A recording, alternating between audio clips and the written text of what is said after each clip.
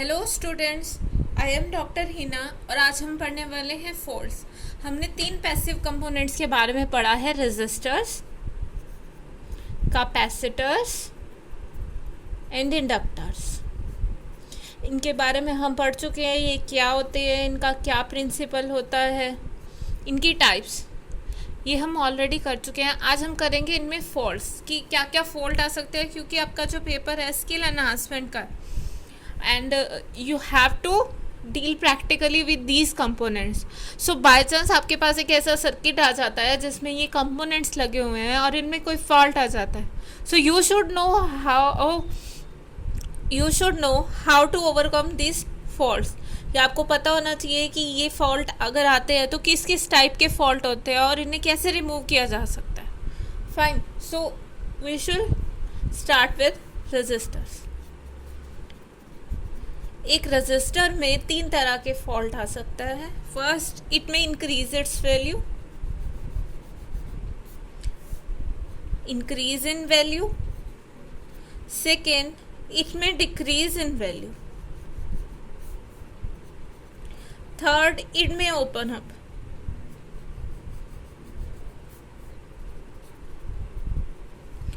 अब ये वैल्यू में इंक्रीज या डिक्रीज है, ये कैसे पता चलेगा आपको? सिंपली रजिस्टर पे उसकी वैल्यू स्पेसिफाई होती है। सो आप एक ओम मीटर या फिर मल्टीमीटर कनेक्ट कर दीजिए साथ में। सो ओम मीटर और मल्टीमीटर के साथ you can easily detect if there is an increase और डिक्रीज इन वैल्यू। अगर वो उसकी वैल्यू से टॉलरेंस लिमिट हमने लास्ट टाइम पढ़ी थी, इफ़ दैट इंक्रीज और decrease in value is within tolerance limit, then there is no issue. But अगर वो टॉलरेंस लिमिट से बहुत ज़्यादा हो जाता है, सो दैट मीन्स रेजिस्टेंस ने अपनी वैल्यू बदल ली है, अपनी वैल्यू चेंज कर ली है। थर्ड इज़ कि ओपन अप, रजिस्टर ओपन हो गया है। ओपन होने का क्या मतलब है कि अगर आप ओम मीटर या मल्टीमीटर लगाएंगे तो वो इन्फानाइट वैल्यू शो करेगा। और अगर बाय चांस ऐसा हो जाता है, हमने कोई सर्किट डिज़ाइन किया है, हम ये पैरामीटर फिक्स करते हैं कि रेजिस्टेंस की इतनी वैल्यू होनी चाहिए और उसकी वैल्यू अगर चेंज हो रही है तो सर्किट जो है नॉर्मल बिहेव नहीं करेगा, उसके बिहेवियर में चेंज आ जाएगा। ओके, सो इससे हमें पता चलता है कि किस 3 तरह के फॉल्ट हो सकते हैं, इंक्रीज, डिक्रीज या फिर ओपन हो सकता है। These are the general fault. अब रेजिस्टर जो है ओपन कनेक्शन हो सकता है, और एक और चीज़ आती है रेजिस्टेंस में, दैट इज़ नॉइस की इशू। अब नॉइस की इशू किस वजह से आ रही है, ये देखो। नॉइस क्या होता है कि अनवांटेड करंट या अनवांटेड सिग्नल। अब आपने कभी नोट किया होगा, जो लाउड स्पीकर्स होते हैं या फिर रेडियो हो, कई बार बैकग्राउंड वॉइस क्लियर नहीं होती, पीछे बहुत ज़्यादा रैंडम नॉइस आ जाती है। वो नॉइज़ की वजह कभी कभी रेजिस्टेंस का होना भी होता है। अगर रेडियो बहुत पुराना हो गया है तो उसकी आवाज़ बिल्कुल क्लियर नहीं रहेगा, कुछ रैंडम नॉइस हमेशा प्रेजेंट रहेगी, चाहे जितना मर्जी अच्छा आपका signal. So that noise is due to change in its resistance. अब रेजिस्टेंस ओपन कैसे हो सकता है? देखो, अगर एकदम से बहुत ज़्यादा वोल्टेज आ गई है या बहुत ज़्यादा करंट आ गया सर्किट में, एक्सेसिव करंट उसमें इसके थ्रू पास हो गया है, या फिर मैकेनिकल स्ट्रेस हो सकता है किसी तरह का, या कोरोजन हो सकता है। रजिस्टर बेसिकली कार्बन कोड है या सिरामिक है, जिस तरह के भी है। सो क्या क्या हो सकता है रजिस्टर में ओपन होने के लिए? वन थिंग इज़ कोरोजन, जो कि टाइम के साथ होना बहुत आम है। Mechanical stress, and third thing is excessive current, जो कि उससे पास हो। इस वजह से रेजिस्टेंस ने अपनी वैल्यू चेंज हो ली है, कर ली है। रेजिस्टेंस जो है ओपन सर्किट हो गया। Okay, so infinite amount of resistance offer कर देगा अगर वो ओपन होगा, उसकी वैल्यू चेंज हो जाएगी। अब कई बार जो वैल्यू में इंक्रीज या डिक्रीज है वो टेम्परेचर की वजह से भी होता है। हम क्या करते हैं, कई बार टेम्परेचर बहुत ज़्यादा, कई बार इंक्रीज़ कर लिया, उसको इंक्रीज टेम्परेचर किया, डिक्रीज टेम्परेचर किया, कॉन्टीन्यूसली टेम्परेचर में वेरिएशन है। रेजिस्टेंस है जो टेम्परेचर के साथ इस तरह वेरिएशन शो करता है, R0 into 1 plus alpha t plus beta t square, this is the variation. So जिस अल्फा और बीटा टेम्परेचर कॉफिशिएंट है जो कि मटेरियल टू मटेरियल वेरी करते हैं। So depending on this T, जैसे जैसे आप टेम्परेचर बढ़ाते जा रहे हो रेजिस्टेंस का टेम्परेचर बढ़ रहा है, so its value is changing with temperature. Okay, so अब हमने यहाँ देखिए कि इस तरह से सर्किट में लगाए, टेम्परेचर आप बहुत ज़्यादा इंक्रीज करते हैं, उसकी वैल्यू इंक्रीज कर दी, फिर एकदम से कम कर दिया तो वैल्यू चेंज हो गई उसकी, तो सर्किट का बिहेवियर बहुत ज़्यादा अलग हो जाएगा कि आप टेम्परेचर एकदम से, जैसे आप कॉन्टिन्यूसली करंट पास करते रहते हैं, देखिए कॉन्टिन्यूसली करंट पास होता है किसी भी रेजिस्टर में, तो कुछ ना कुछ अमाउंट में करंट कैसे पास होता है, ये देखिए एक रेजिस्टेंस है, इसमें इलेक्ट्रॉन्स है, इस डायरेक्शन में जाते हैं, है ना। सो और आपस में इनमें क्या होता है, कोलिजन होता है, और इस कोलिजन की वजह से कुछ part of electric energy heat energy में कन्वर्ट होता है।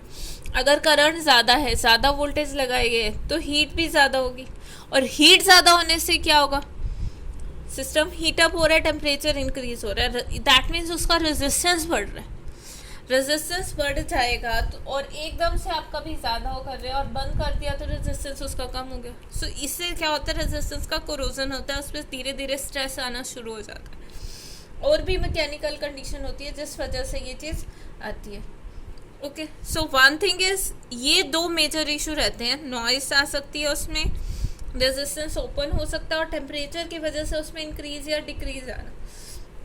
एक चीज़ और होती है, that is short circuit resistance. वैसे रेजिस्टेंस में शॉर्ट सर्किट होना बिल्कुल भी कॉमन नहीं है, इट इज़ क्वाइट अनकॉमन, बहुत ही रेयर है कि आपका रेजिस्टेंस शॉर्ट हो जाएगा। नॉर्मली रेजिस्टेंस जो हम देखते हैं या सर्किट में लगे होते हैं वो शॉर्ट नहीं होते हैं, बट जो आईसी के अंदर होते हैं वो शॉर्ट हो सकते हैं कभी कभी, कि अगर उनके अंदर के कनेक्शन जो है वो ठीक ना लगे। Okay, so this is for short circuit जो ज़्यादातर आईसी में होता है। एंड एक और चीज़ है जो रेजिस्टेंस को इफेक्ट कर सकती है, ये रेजिस्टेंस के फॉल्ट में आती है, that is cold and dry soldering. इस वजह से भी सर्किट में नॉइस आ जाती है। हमने कहा कि ये रेजिस्टेंस है, सर्किट में किस तरह लगा होना चाहिए, थ्रू ओहमिक कॉन्टैक्ट्स, है ना, ओहमिक कॉन्टैक्ट्स के थ्रू सर्किट में लगा होना चाहिए। सपोज कीजिए कि हमने सोल्डरिंग की, वो सोल्डरिंग प्रॉपर नहीं है, तो उस सोल्डरिंग के जॉइंट पे वहाँ हाई रेजिस्टेंस आ सकता है। देखो करंट फ्लो करना है, इसको हम रेजिस्टेंस को बैटरी से तो जोड़ेंगे, ये तो नहीं है कि अपने आप बैटरी लगी हुई आ जाएगी हमारे पास, हमें जोड़ना पड़ता है इसकी वायर को। यहाँ ये जब मैंने लास्ट टाइम आपको रेजिस्टेंस की पिक्चर्स दिखाई थी तो रेजिस्टेंस का डायग्राम कलर कोडिंग का कुछ इस तरह। सो यहाँ पे रेजिस्टेंस के एंड पे ये मेटल वायर होती है और यहाँ सोल्डरिंग की होती है। ओके, तो ये जो सोल्डरिंग जॉइंट है कई बार ये प्रॉपर नहीं होते या फिर लूजन अप हो जाते, उस वजह से रेजिस्टेंस प्रॉपरली वर्क नहीं करता, ठीक है, उसकी वैल्यू चेंज हो जाती है, उस वैल्यू के चेंज होने से सर्किट पे इम्पैक्ट पड़ता है। ओके, सो रेजिस्टेंस के फॉल्ट्स हमने डिस्कस कर लिया, एक बार मैं इस पूरी चीज़ को समराइज कर देती हूँ आपके लिए। रेजिस्टेंस में उसकी वैल्यू या तो इंक्रीज हो सकती है, डिक्रीज हो सकती है, या फिर रेजिस्टेंस ओपन हो सकता है। तीन चीज़ें हो सकती हैं रेजिस्टेंस के साथ, और एक रेयर केस जो हो सकता है रेजिस्टेंस के साथ, this is very rare, that is short circuit. अब वैल्यू में इंक्रीज या डिक्रीज किस वजह से हो सकता है, टेम्परेचर की वजह से। टेम्परेचर बढ़ा दोगे तो रेजिस्टेंस बढ़ जाएगा, कम कर दोगे तो रेजिस्टेंस कम हो जाएगा। बट ये अगर टॉलरेंस लिमिट में है then it is fine, but अगर टॉलरेंस लिमिट इसने क्रॉस कर दिया तो ये हमारे लिए प्रॉब्लम करेगा। ओपन सर्किट क्या है कि रेजिस्टेंस काम करते करते हो सकता है उसका कनेक्शन टूट गया हो या कुछ हो। ओपन सर्किट बहुत बार देखने से ही पता चल जाता है कि रेजिस्टेंस में वियर एंड टियर है। सो ओपन सर्किट है, ठीक है। थर्ड थिंग इज दिस, और इस वजह से क्या होता है, कई बार सोल्डरिंग जॉइंट की वजह से सर्किट में नॉइस आ जाती है, अनवांटेड रेजिस्टेंस, कि ये जहाँ पे आपस में जुड़े हुए हैं या जैसे इनको सर्किट में जोड़ा हुआ है, सो वो जो सिग्नल है वहाँ सोल्डरिंग प्रॉपर नहीं हुई है, वो जॉइंट एब्रप्ट है, वहाँ पे पोटेंशियल डिफरेंस है, उस वजह से रेजिस्टेंस की वैल्यू चेंज हो जाती है। Okay, so that is considered under the faults of resistance, और उस वजह से हमारे रेजिस्टेंस जो सर्किट है वो प्रॉपर वर्क नहीं करता। और नॉइस किस वजह से आती है कि जो फास्ट मूविंग इलेक्ट्रॉन है वो क्या करते हैं, नॉइस प्रोड्यूस करते हैं, क्योंकि एक दूसरे से कोलिजन करती है। कुछ नॉइस तो नॉर्मल होती है और टेम्परेचर पे डिपेंडेंट होती है, बट बैड कनेक्शंस जो होते हैं, कई बार सोल्डरिंग प्रॉपर नहीं है, कई बार ज्वाइंट प्रॉपर नहीं है, ये नॉइस नॉर्मल से लार्ज हो जाती है।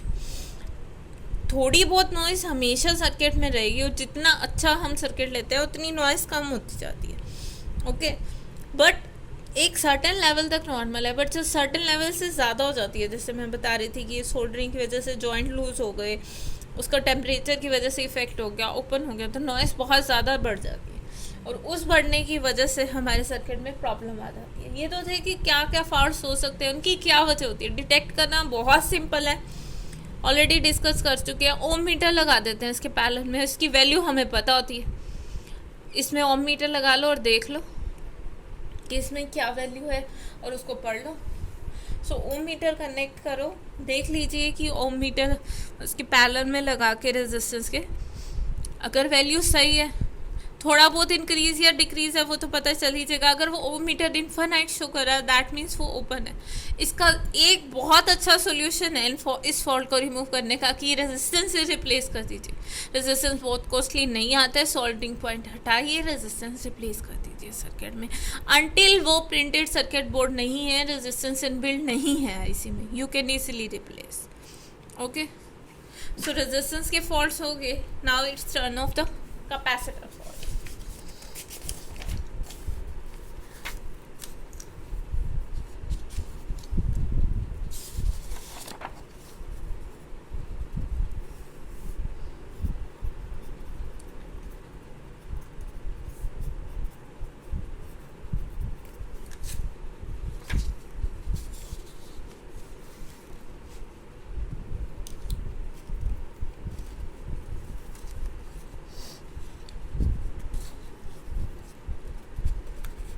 I'm sorry for this delay, but setting takes time. So, capacitor force, या फिर कह सकते हो कि trouble in capacitor. Capacitor basically two types के होते हैं जो डेली लाइफ में यूज़ हो सकते हैं। One is electrolytic and second type is non electrolytic capacitor. Electrolytic type जो कैपेसिटर हैं, इनका कहाँ कहाँ यूज़ होता है, ये चीज़ हम ऑलरेडी पढ़ चुके हैं। पावर सप्लाई में, ट्रांजिस्टर इक्विपमेंट में, और वैक्यूम ट्यूब में।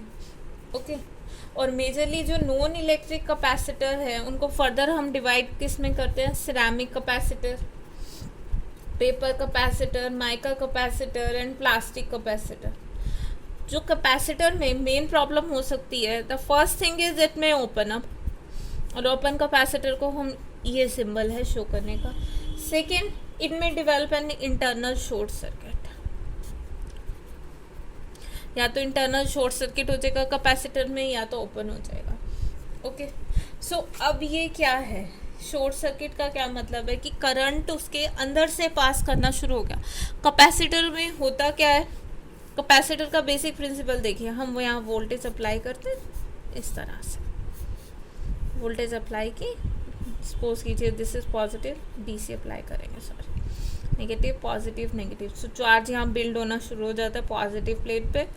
यहाँ पे अगर पॉजिटिव इधर आ रहा है तो नेगेटिव इधर, और म्यूचुअल इंडक्शन की वजह से इधर पॉजिटिव और इधर नेगेटिव। और बीच में इंसुलेटिंग या डाइलेक्ट्रिक मटेरियल होता है तो कुछ करंट फ्लो नहीं करता है। करंट कहाँ फ्लो करता है, इस सर्किट में, आउटर सर्किट में। यही करते हैं ना, करंट की डायरेक्शन यही रहेगी, इलेक्ट्रॉन की डायरेक्शन इसके अपोजिट है, अंदर कोई भी करंट नहीं है। बट व्हाट इफ कि अगर करंट इसके अंदर से पास करना शुरू कर दे, अंदर से पास करना शुरू करेगा तो कैपेसिटर का एक्शन ही चेंज हो जाएगा, और कैपेसिटर को, इस तरह के कैपेसिटर को हम क्या बोलते हैं कि it develop a short circuit. और शॉर्ट सर्किट को एक हम एनालाइजर से देख सकते हैं, ठीक है। नॉन इलेक्ट्रोलिटिक कैपेसिटर लीकी हो जाते हैं अचानक से, कि ये लीकेज करना शुरू कर, इसका काम था चार्ज स्टोर करना। बट अगर ये देखो, ये नेगेटिव है, ये पॉजिटिव है, चार्ज यहाँ से यहाँ इलेक्ट्रॉन्स फ्लो करना शुरू करेगी तो कैपेसिटर में लीकेज हो जाएगी। एंड जो इसका एक्चुअल काम है वो ये नहीं करेगा, उतनी वैल्यू ये स्टोर नहीं करेगा, एनर्जी स्टोर नहीं करेगा। इसका क्या काम होता है, डीसी को ब्लॉक करना और एसी को पास करना। डीसी को ब्लॉक, देखो यहीं से पता चल रहा है कि जब अंदर से करंट ही नहीं पास हो रहा डीसी, तो डीसी ब्लॉक है। So it is blocking DC but leakage की वजह से या शॉर्ट सर्किट की वजह से इसमें से डीसी पास होना शुरू हो जाती है, और हम सर्किट में इसको लगा रहे हैं कि डीसी पास ना, और एक स्टेज से दूसरे स्टेज में डीसी चले गए तो हमारे सर्किट का फंक्शन ही ख़त्म हो जाएगा। ओके, सो इसलिए हमें ध्यान देना पड़ता है कि हमारा जो कैपेसिटर है वो प्रॉपर फंक्शन में रहे। आप सर्किट में देख लोगे, अगर सर्किट में इसको नॉर्मली डीसी ब्लॉकेज के लिए लगाया जाता है या एम्पलीफायर में लगे तो नॉर्मल रूटीन से कुछ और वो फंक्शन दे रहा है, that means your capacitor has a problem. Second है कि वो ओपन अप हो सकता है। Open up capacitor open up हो जाएगा, कैपेसिटर ओपन हो जाएगा तो उसकी वैल्यू बहुत कम हो जाएगी कि उसमें इलेक्ट्रोलाइट उसके अंदर का ख़त्म हो गया, ड्राइड अप हो गया। इलेक्ट्रोलाइट का क्या काम होता है? चार्ज स्टोर करना। अब इलेक्ट्रोलाइट उसके अंदर का ड्राइड अप हो गया, उसमें एयर आ गया। क्या फॉर्मूला होता है? C is equals to epsilon not A/D। ठीक है, यही होता है ना। सो अगर मटेरियल है यहाँ पे तो एप्सिलॉन मारा जाता है रिलेटिव। अब यहाँ पे ये मटेरियल ड्राइड अप हो गया, ख़त्म हो गया जो हमने इसके अंदर का मटेरियल फिल किया था किसी तरह से, क्योंकि कॉन्टिन्यूसली वियर एंड टीयर है, आप चार्ज स्टोर कर रहे हैं, धीरे धीरे उसके फंक्शन पे इफेक्ट पड़ रहा है। सो दिस इज क्या हो गया, ये ख़त्म हो गया। उस वजह से अब क्या रह जाएगा? Simply epsilon not A/D। सो इसकी वैल्यू डिक्रीज कर जाएगी, ओरिजिनल वैल्यू से बहुत कम वैल्यू हो जाती है इसकी। सो उतनी प्रॉपर फिल्टरिंग नहीं कर पाएगा ये सर्किट में जितना कि करनी चाहिए, है ना। ये पहले जितना रेजिस्टेंस ऑफर कर रहा था XC, अब वो रेजिस्टेंस कम ऑफर करेगा। क्यों? कैपेसिटेंस कम हो गई है, तो वो उतना प्रॉपरली काम नहीं कर सकता। फाइन। सो मेजर ये दो चीज़ें होती हैं, ओपन सर्किट हो सकता है या फिर शॉर्ट सर्किट हो सकता है। तीसरी चीज़ ये हो सकती है कि कैपेसिटर बर्न आउट हो जाए। कई बार क्या होता है कि सर्किट में बहुत ज़्यादा करंट आ जाता है, बहुत ज़्यादा करंट आने की वजह से पावर फ्यूज बर्न हो जाते हैं, और चार्ज एकदम से इसमें बहुत ज़्यादा स्टोर हो जाएगा तो ये बर्न अप हो जाएगा। एकदम से आवाज़ आती है जैसे मान लो आपने कोई क्रैकर छोड़ा। सो हमें कैसे पता चलेगा? अब देखो, कैपेसिटर के हमने फॉल्ट कर लिए। अगर ये कैपेसिटर शॉर्ट हो जाएगा तो लीकेज हो जाएगी। लीकेज हो जाएगी तो सर्किट पहले की तरह परफॉर्म नहीं करेगा। अगर कैपेसिटर ओपन होगा इसका मतलब है उसके अंदर का इलेक्ट्रोलाइट सूख गया, उसके अंदर इलेक्ट्रोलाइट अब नहीं है, उस वजह से भी कैपेसिटर प्रॉपर फंक्शन नहीं कर रहा, उसकी वैल्यू बहुत कम आ गई और कैपेसिटर जो है डीसी को ब्लॉक नहीं कर पा रहा है, या फिर कह लो कि फिल्टरिंग नहीं कर पा रहा है इसी सिग्नल्स की। तीसरा है कि अगर करंट बहुत ज़्यादा आ जाता है तो कैपेसिटर हैवी करंट की वजह से, हैवी वोल्टेज की वजह से वो बर्न हो सकता है। फाइन। तो कैपेसिटर को चेक करना है कि वो लीकी है या नहीं है। तो इसका सिंपल तरीका है, कैपेसिटर को ओम मीटर के साथ कनेक्ट कर दो। अगर ओम मीटर की रीडिंग 500 किलो ओम से लेस है, if it is less than this value, then your capacitor is bad. That means उसमें कोई ना कोई इशू आ गया है, उसका रेजिस्टेंस कम से कम 500 किलो ओम होना चाहिए। ओके, सो बहुत डिफिकल्ट रहता है ये चीज़ चेक करना। लीकी है कैपेसिटर को सिंपल सा तरीका है, उसके पैरेलल में ओम मीटर लगा दो। अगर उसका रेजिस्टेंस 500 किलो ओम से कम आ रहा है, that means your capacitor has an problem, और उसका सिंपल तरीका है, क्या करोगे? Replace it. Fine. So this is the simplest way किसी भी चीज़ को करने का, कि आप सर्किट से उसे कंप्लीट रिप्लेस कर रहे हैं। उसका फॉल्ट ठीक करने का कोई तरीका नहीं है, क्योंकि कैपेसिटर को जो बनाने का मेथड है that is not easy and that is not compatible कि आप उसके अंदर इलेक्ट्रोलाइट फिल कर रहे हैं या फिर उसका शॉर्ट सर्किट रिमूव कर रहे हैं या वो बर्न हो गया है, तो you can't do anything, just replace it. देखने का एक सिंपल सा तरीका है कैपेसिटर को। क्या तरीका है कि अगर रेजिस्टेंस 500 किलो ओम से कम आ रहा है, that means your capacitor is bad. The last thing we discussed today is faults in inductors. Inductor faults. 3 component किए थे, तीनों के हम फॉल्ट डिस्कस करेंगे। सो सबसे पहले इंडक्टर था क्या? कॉइल, दिस कि एक वायर था जिससे कॉइल अप कर दिया। सो कॉमन फॉल्ट जो इंडक्टर के साथ आ सकता है कि दिस कॉइल में बी शॉर्टन। ये हो सकता है कि इंसुलेशन जो कर रखी है कॉइल के अराउंड वो मेल्ट हो जाए ओवर हीटिंग की वजह से, जिस वजह से हमारा इंडक्टर फेल हो जाता है। ओके, सो मेन थिंग जो है क्या हो सकता है कि इंडक्टर शॉर्ट हो सकता है। सो मेजर 3 तरह के डिफेक्ट हैं इंडक्टर में। One is shorten, second is open in winding, ये वाइंडिंग खुल सकती है, शॉर्ट हो सकती है। Okay, one thing is shorten, second is open, third is a short to ground और अनदर कंपोनेंट।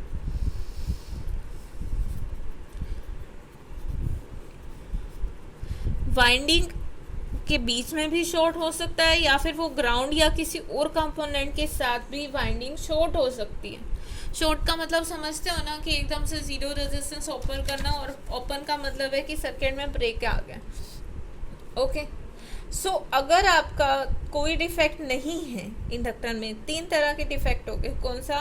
रेजिस्टेंस, वाइंडिंग उसकी ओपन हो सकती है, वाइंडिंग शॉर्ट हो सकती है, और वाइंडिंग के बीच में शॉर्ट हो सकती है, या फिर वाइंडिंग कैसे हो सकती है? शॉर्ट टू द ग्राउंड और एनी अदर कंपोनेंट जो कि सर्किट में लगा हुआ है।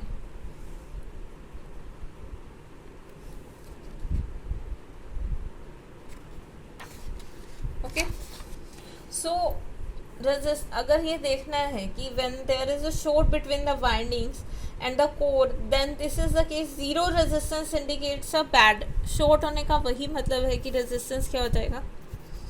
ज़ीरो। और ओपन होने का क्या मतलब है?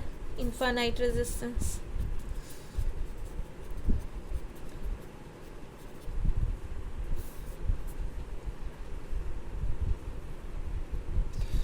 अगर रेजिस्टेंस में कोई डिफेक्ट है या नहीं है, अगेन इसको चेक करने के लिए सिंपली ओम मीटर का यूज़ करते हैं। ओम मीटर का यूज़ करेंगे, जो इसका कॉइल है, कॉइल बेसिकली क्या है? रेजिस्टेंस को एक वायर ली जिसको हमने कॉइल कर दिया। सो ओम मीटर का क्या काम होता है? रेजिस्टेंस मेजर करना। सो हम इस वायर का रेजिस्टेंस मेजर करेंगे। ओपन आएगा तो इसका रेजिस्टेंस क्या होगा? इनफाइनाइट। और अगर शॉर्ट आ जाता है तो नॉर्मल रीडिंग से बहुत कम आएगा, वेरी स्मॉल।